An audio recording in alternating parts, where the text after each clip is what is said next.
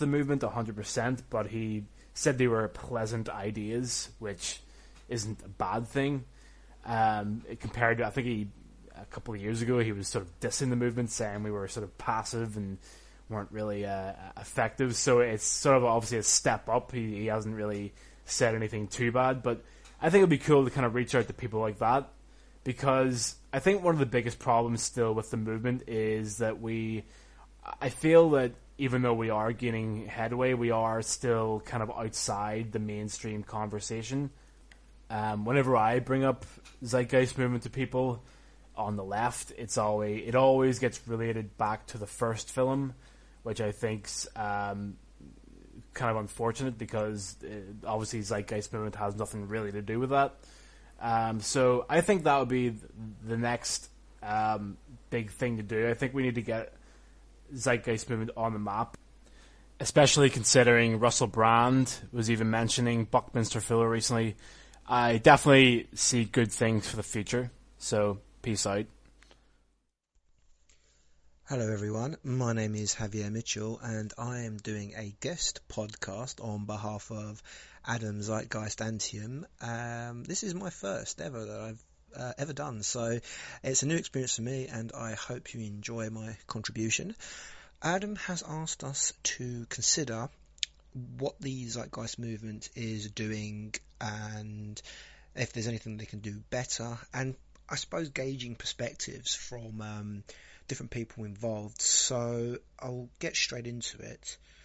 I will describe myself as somebody who's reasonably new to the movement, maybe not so new to the initial films of the original sort of interest that was sparked in the Zeitgeist. However, I've been following now for about a year or so, and I'm probably a bit more active on the Facebook side of things. Social media being what it is, it's readily accessible. So here's a few thoughts of what I think, of what's available and maybe what could be improved on. Again, it's all constructive, not a critique or anything like that. So let's start with the good things first, because these are pretty easy and straightforward to get through. Information. There is a huge amount of information available to anyone who's interested in the movement, anyone who wants to find out more, and coupled with that information is also a very good level of engagement from the general members of the group, particularly on the UK movement, as well as Adam himself in the Medway and Kent chapter. Now, I've lost my train of thought. Bear with me on that. No, so yeah, the engagement's great. You really feel you can really talk to people, and people are ready to sort of, take up a conversation with you, and that's great. I suppose maybe what I would say the things that can be improved on. A little bit of organisation. This is more to do with I think what I would say is grouping themes, or trying to keep a consistent theme going. So again, this is based purely on the interaction of the Facebook page, mainly for the UK group. There's a lot of people there contributing a lot of different points. And as someone myself, I kind of look at a lot of stuff on there. I feel I just don't have the time, or maybe the background information to really contribute. So it's kind of almost like you're on the outside looking in a bit. So what I think would be good is if maybe there was a running theme, maybe say for a week, that in terms of contributing to either promoting or bringing about a resource-based economy. So you take one subject and you say, okay, for this week, can we please focus on this particular topic? And again, it may require some sort of effort from the more established members, which is not always fair, because obviously they're doing a huge amount already. But it would be good just to see that. Now, I kind of base that off of similar interactions. I'm going to drop the name in. I know he may not be popular with everyone, but someone like Stefan Molyneux. I like the way some of his videos, and what he did was just, you take one topic and you kind of really go into it and drill down, and you say, okay, this is what I'm going to talk about, and this is what I want to say. And I kind of find that sort of approach quite useful. I may not agree with everything that he comes out with, and everything that's said in there, but it's just the approach really that I think that it's very good. So that's something I'd like to see more of. In terms of other things, this is kind of almost asking people to contribute more than they have already. So maybe I might need to think about me in terms of how much I can contribute or how much effort I can put in. But some of the structure of maybe something like a lecture or something like a session or a progression of sessions where you almost kind of go Zeitgeist 101. You want to start almost from the beginning and work your way through. Now, yes, there are extremely helpful resources around. There's lots of stuff there, really interactive. But sometimes, you kind of someone new to it maybe need someone to hold their hand through the initial stages of getting kind of into the idea of the movement and getting into some of the thoughts and concepts. That can really be of great benefit. I again, calling on my experience of my night school, evening university, I find that if you're given kind of like yourself a time slot to say, I will dedicate X amount of time to this subject at this particular time for this particular amount of time, it's a lot more helpful in terms of encouraging and maybe disciplining yourself into trying actually getting to learn more and then later contributing. So those are the kind of initial thoughts. I think I'm past my 5 minutes, so I better wrap up. But otherwise, there's a lot of great work going on. Keep it going, and I will try to get more involved by doing my own bit, by my own research. But again, just a couple of times it would be nice to have a helping hand. But anyway, thanks for listening, and I hope you find what I've contributed useful, and hopefully maybe I can speak again in the future. So thanks, Adam, for the opportunity, and thank you everyone for listening. Hi, my name is Jay Sable, and I'm the Executive Director of the One Community 501c3 nonprofit organization. The purpose of our organization is to create open source blueprints, tools, tutorials, resources, and free shared do-it-yourself instructions for building complete, self-sufficient, self-sustainable, and self-replicating teacher demonstration communities, villages, and cities to be built around the world. Recently, we've got a question that really speaks to us because we consider ourselves a stepping stone to the Venus Project. And the question that we got was, how far do you think the Venus Project and the Zeitgeist movement has come? Is it effective?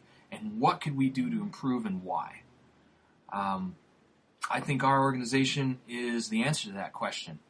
Really, as a stepping stone to the Venus Project, we recognize what's trying to be created there as a complete socioeconomic overhaul of the way that humanity looks at the experience of living. And we believe that to achieve that goal, if we're actually going to get humanity to look at living that way and create this what some would describe as utopic world that truly, truly works for everybody, we need mainstream support. And so our approach to creating that mainstream support is to give people, to design and develop everything that people need to make small versions of the Venus Project happen now. It's available right now. And so we're bringing that information together because what's not available is the open source and free shared tools, tutorials, resources, blueprints, etc., to be able to actually develop it. But the information, the knowledge base that's necessary is available. And so we've been working for 3 years full-time on creating what's necessary to build teacher demonstration communities, villages, cities, and hubs that will teach others how to build these communities, villages, and cities and hubs as well. And our purpose is to get enough people interested in this to reach that tipping point where mainstream involvement is such that people want it. People are doing something about it. And so we're not waiting for that to happen. We're doing something about it right now. And you can go to our website, onecommunityglobal.org, and you can see everything that we've done. You know, we consider ourselves a highest good for all organization, and we've looked at everything that's necessary to create this civilization that works for everyone. What is that? Food infrastructure, housing infrastructure, energy infrastructure, education infrastructure. In the interim, for-profit and non-profit highest good business models that give more than they take. Some sort of structure to get people out of debt, as well as recreation and social architecture models, which a lot of which is talked about in the Venus Project and the Zeitgeist movement, talk about what's possible there as far as a lifestyle. And so we see this as something that can be built right now, and we've been working on creating the details for doing that. And we've come a long way, and everything that we're doing is open source and free shared. And our idea is that if we make it easy enough, if we make it affordable enough, and if we demonstrate how that it's attractive enough to people, and by making it easy and affordable, we create a place where people can come and visit. They can actually experience this. Not just a movie, not just a conversation, but a place that you can actually go and visit. Then we can inspire a movement. And we don't just want to inspire a movement. We want to provide everything necessary for people to duplicate the movement and to teach others how to duplicate the movement too. And this is what our complete website is about, and this is what One Community, the physical location, is going to be about. And so that's our approach. How far do we think they've come? We think they've come a long way. Is it effective? Yeah, it's inspired thousands, hundreds of thousands of people, millions perhaps. What could we do to improve? God, I don't know. I would say we could improve by getting more and more people involved in actual creating tangible, usable blueprints, tools, tutorials, and resources. And that's what we're here to do. We have an open invitation to the world to participate in what we're doing. Everything we're creating is free shared and available for use on our website, and we put it up as quick as we can do it. We share weekly updates in our progress, and you can see the details of everything evolving on our blog, and you can access all the open source content, and everything is free shared so that people can take everything that we're doing and develop it for right where we are right now and tomorrow and the next day in whatever direction works best for people, or you can get involved in what it is that we're doing. And so we think that everything's moving forward beautifully. We see this future as a reality, and we're not waiting for somebody else to create it. We're creating it right now, and we invite others to participate. And we think that if other people were doing the same thing, the movement would grow faster, and so that's what we'd like to see, and that's what we're doing. I hope that's helpful, and I hope that answers the question. Thanks. So, we're 5 years in now, and has the Zeitgeist movement, or the Venus Project for that matter, been effective in making the world a better place? I would say no, it's been a mitigated disaster, because almost everyone in the Zeitgeist movement is full of shit. And I'm speaking as someone in the Zeitgeist movement. All we do, all day, every day, is bitch about the current system and swoon over all sorts of cool tech stuff. That's it. That's all we do. And if you look at how we do that, it's on sites like Facebook or online forums and things like that.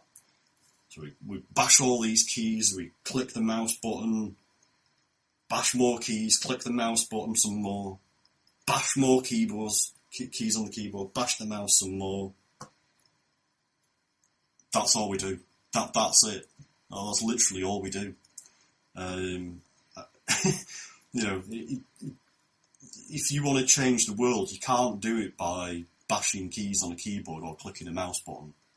It doesn't matter how many likes you click on Facebook, the world will not change, because the physical world is not physically linked to that like button on Facebook. So you can bash it as much as you want. It's like a chimp bashing a button hoping for food.